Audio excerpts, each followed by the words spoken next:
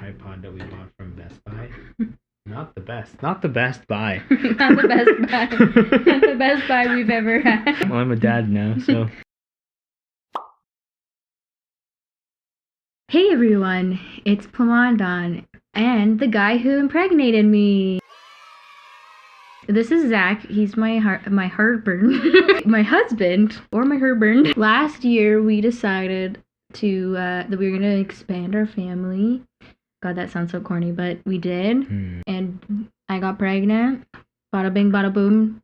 Nearly 9 months later, here we are. I asked on my Instagram, which I'm going to plug right here, what you guys wanted to hear specifically about the labor and delivery experience. So I'm going to try to touch on those things. I need my husband here to help me because I don't know about other moms, but for me, like, it was so much that you kind of forget a lot of it. Like, it's only been 2 months since Nugget was born, but I'm still, like, I don't remember a lot of it, I feel like. So we had a, a midwife appointment when I was from 36 weeks, and I was measuring a little bit small. So they will measure you from your pubic bone to your, fundus?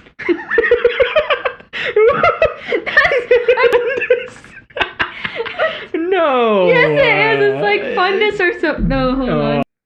I called you. Fundus, okay? Fundus, okay. It's the fundus. The top of your fundus. They measure me from my pubic bone to my fundus. Wow, I'm sorry that I'm so knowledgeable and you're not. Get on my level. So they measured me to my fundus. It was measuring a little bit behind, and they weren't worried because you can't really tell, but Zork and I over here, we're tiny people. I'm 5 foot. Are you comfortable giving your... I look bigger because I have a massive head, but I'm 5'2". So we're tiny people, and we were like, well, he's going to be small. But they were like, if you want, we can do another ultrasound to just measure him. And I'm like, free ultrasound? Okay, yeah, let's do it. So the next week we had the ultrasound. You weren't able to come in. No, I had work. Yeah, so I went in alone. A couple of days later, I got a call from my midwife. Okay, so we're coming up to the story, guys. Stay with me. Come back to me. Come on, you can do this. Focus. I know we're in the 21st century and it's hard as fuck to keep in, but you got it, okay? We're almost there. There's just some very rich lore. Yeah, we just needed to establish the lore, okay? Okay, they called you about the ultrasound. Called me about the... Oh, yeah, okay, this is where it gets good. I am on the toilet taking a massive pregnant dookie, and I get a call. It's from my midwife, so I answer it on the toilet, and I'm like, she won't know. Nobody's gonna know. Nobody's gonna know. They're gonna know. How would they know? I answer it, and she's like, she was really sweet, and she's very calming. I love my midwife, by the way.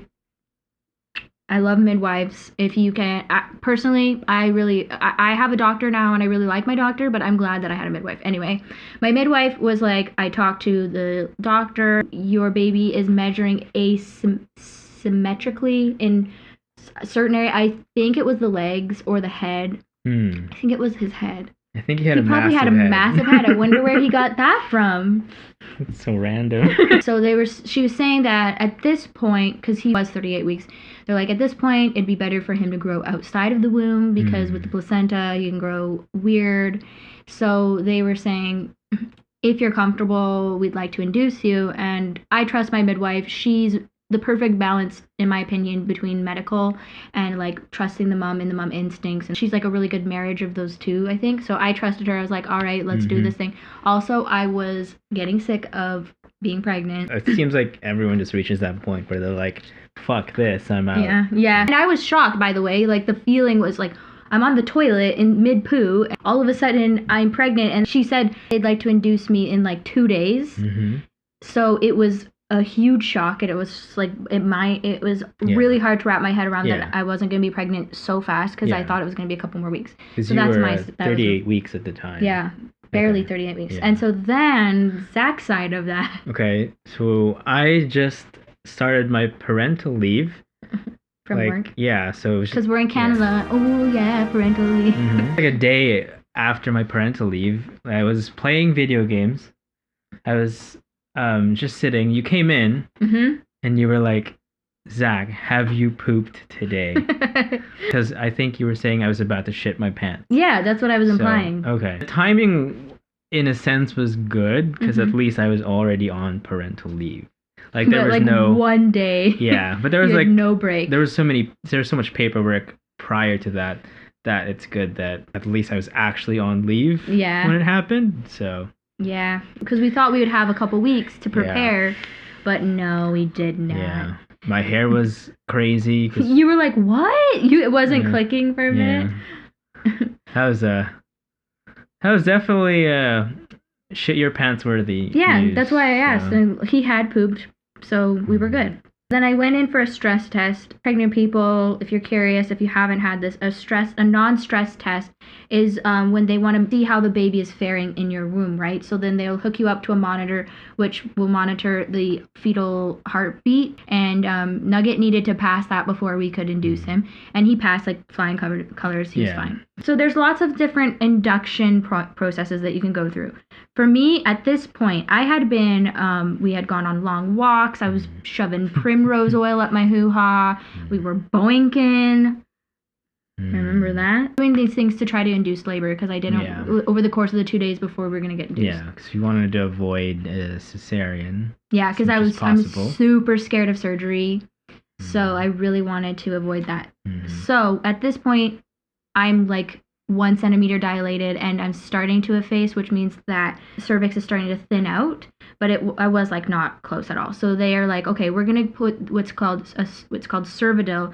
It's like this little tampon thing, and they insert it into your vagina, and then it will trigger your cervix to open up and to thin out, hopefully induce labor. So they were going to try that. Stick that right up my vagina. And Sorry. Really drill it in there. Ew, drill it in, God. Then we went home, and I started to feel some light contractions. Now, I had been feeling light contractions since like 34 weeks, and they were pretty intense. A pinching kind of pain, and it went down almost out. And I'd have that on and off for a couple of hours, but it was never that much. So I knew that I wasn't going into labor and stopping or anything, but it was preparing me for labor, right? Yeah. So I started feeling that when we got home. We watched a movie. I think it was the Amy Trainwreck. Schumer movie. Amy Schumer, who's... Bill Hader. John Cena's butt. This is actually a review of that movie. We're watching that, and I'm watching it fine. We're laughing, blah, blah, blah. I'm having like a little bit of contraction. Then... we go to bed. Okay. Yeah. We did go to bed. We did indeed do that. So we're sleeping. I was passed out. I was actually like it was hard for me to sleep because I know that you were being induced and that you could possibly give birth at any moment. It was like 1 a.m. I couldn't sleep. Finally, I fall asleep at 1:30, and then at 2. You fell asleep at 1:30? Yeah. Oh, God. And at 2 o'clock, I could hear you like moaning, like you were in pain. So I was like, what's going on? And then you were like, you told me that you were just in so much pain. So I said we should call the midwives. Okay. Yeah. So I called Jessie. Yeah. And then she was like, okay, sounds like the Cervidil might be working. And she said that you were eligible for a home visit. Because I think, this was during the pandemic. Some people were also asking how the pandemic affected that. So with my midwifery, we went into the clinic. My husband was able to come with me. We just both wore masks and kind of like kept our distance unless they were checking my fundus. They don't always do home visits unless they know that it's actually something. Yeah, it has to be. Yeah, because she can't just be like, oh, I'm kind of hurting. Yeah, she had to call back because she had to consult Amanda first. Then Amanda was like, yeah, it's a good idea to check on them. She lives like pretty far from us, like maybe half an hour away. Oh yeah. So it took her about half an hour. She got to our place at 3 a.m. And by the way, so if people are curious about the pain, so the pain at this point for me was intense to the point like where again Zach could tell that I was in pain and that we needed to call the midwife, but it wasn't like I don't feel like I was delirious or I wasn't freaking out. I was just like I I was breathing through it. And Mm-hmm. some people ask me as well, like, how did I prepare for labor? So you can't really, you can have a set plan. That's great. That's good for you. But Yeah. it's not gonna, the way that I prepared for labor was basically, I did a lot of like research on the hypnobirthing.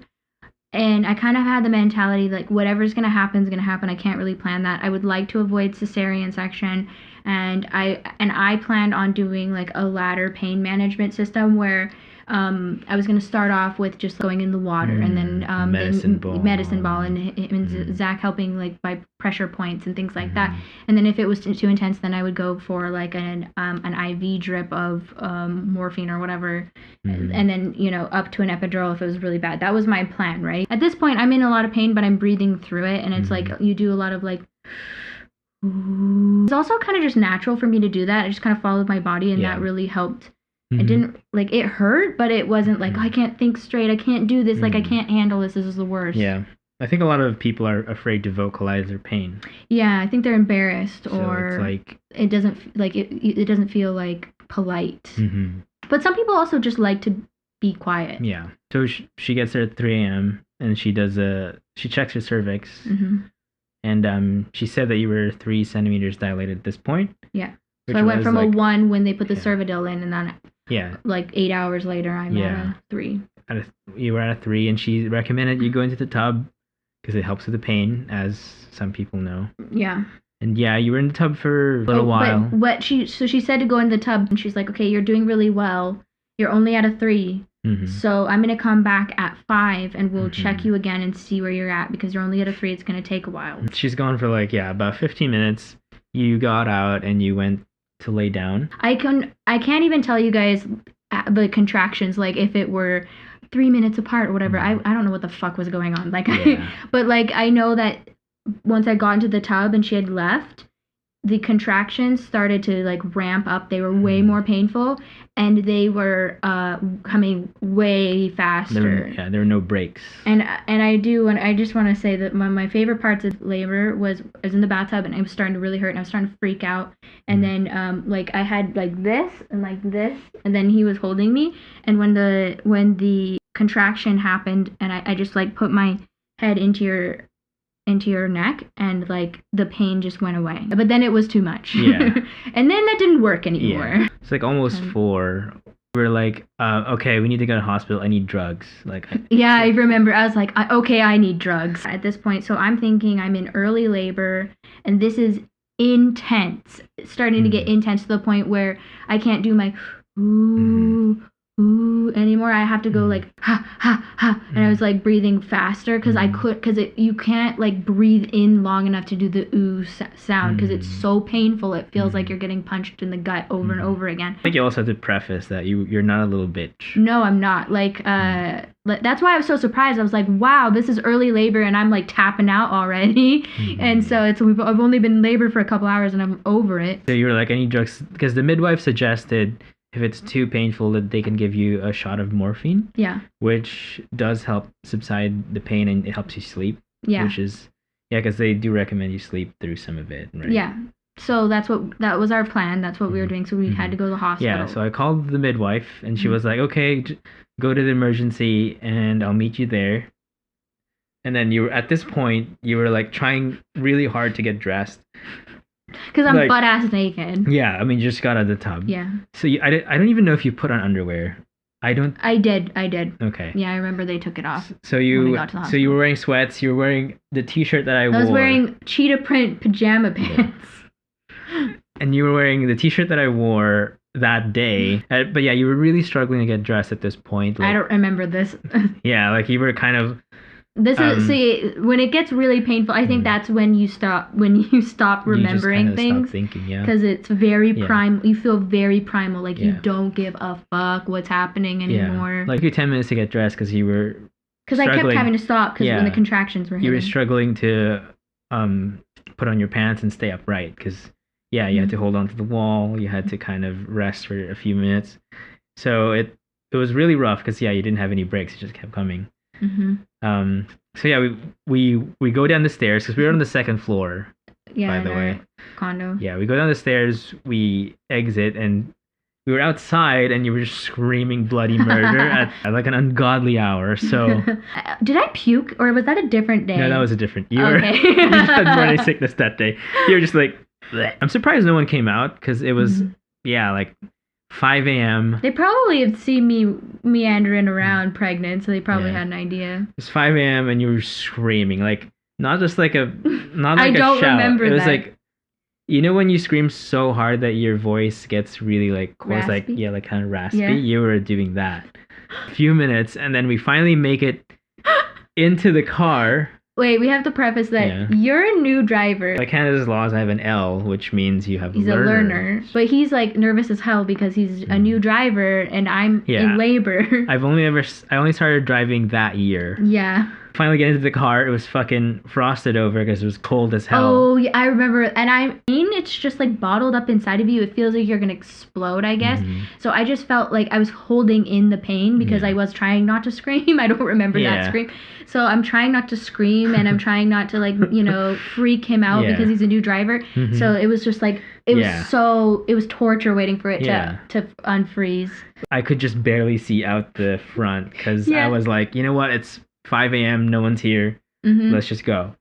I've never driven so fast in my life. Yeah, and you did smooth. Because I was even in the midst of labor. I was like kind of trying to keep track of you. Yeah, I only thought about running a red light once, but that's because you were screaming in the car and you were like doing this. You're like. I don't really remember this pain. I just kind of remember, like I don't physically remember the pain, but like it was just down in my pelvic area. I know that, and I was just like.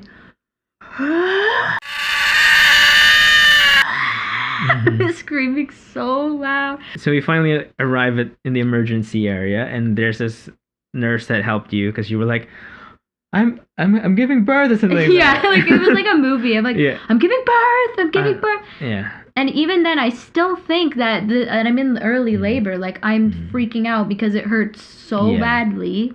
I'm like, oh my God, like I need help. I was like, I can't walk. Luckily, they got a wheelchair. We went to the emergency because we were just supposed to get drugs, but then they wheeled you over to the maternal unit. Oh, that's why we went. Okay, because I don't know what the hell was going on. So they were just going to administer me some drugs so I wasn't in pain. Yeah, they were just supposed to give you morphine. But I was freaking out so much, I guess. Because Jesse was supposed to meet us in the lobby of the emergency unit.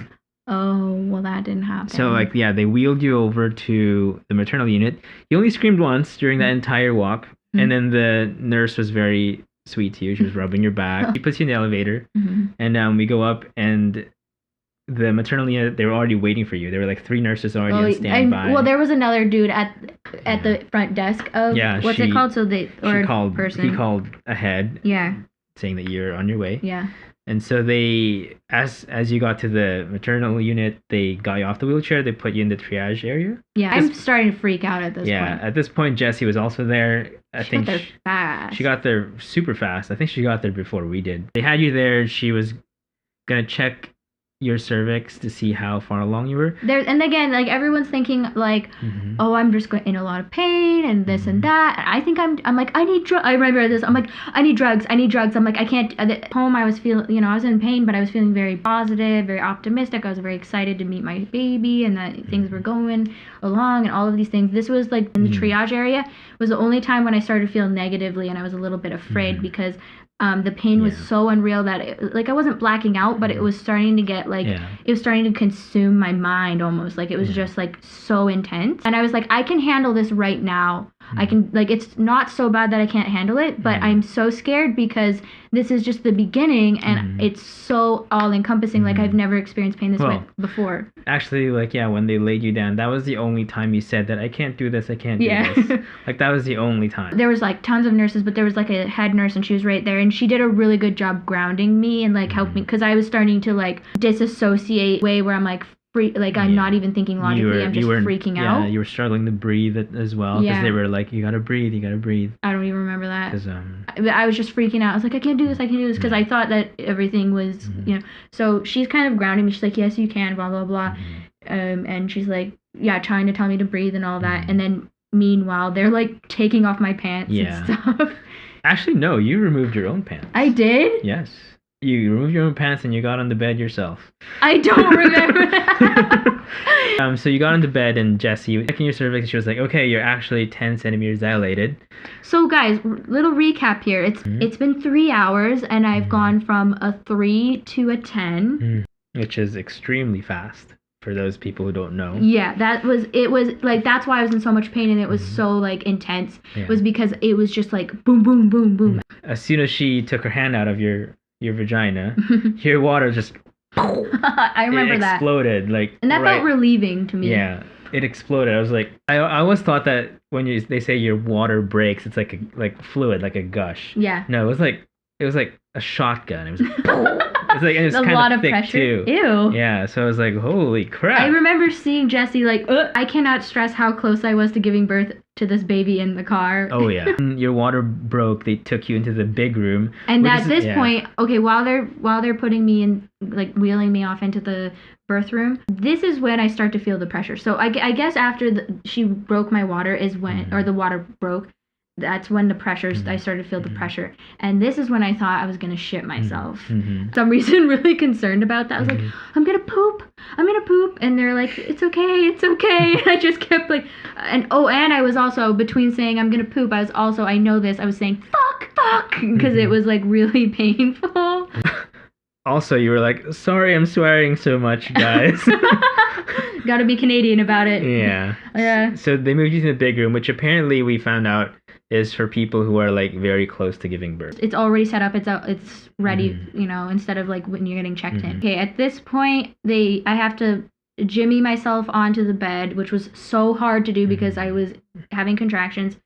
I get onto the bed and my midwife is like, okay, you're 10 centimeters, so you can push. And from her perspective, she told me later, so my midwife she's actually like a student midwife. She's almost finished her schooling. So she's supposed to wait for my main midwife to come in and actually deliver the baby. But she thought it was going to take a minute because usually it can take up to 2 to 3 hours for a first-time mom to push out a baby. Yeah. So she's thinking, I'm going to have to push for a while and it will give my main midwife time to come in and deliver this baby. As soon as she says I can push, I feel no more, I'm not scared anymore. I'm like, I know what I'm doing. I can do this. It's all good. Like, I'm ready. I'm going to push this little MFer out and it's going to be great.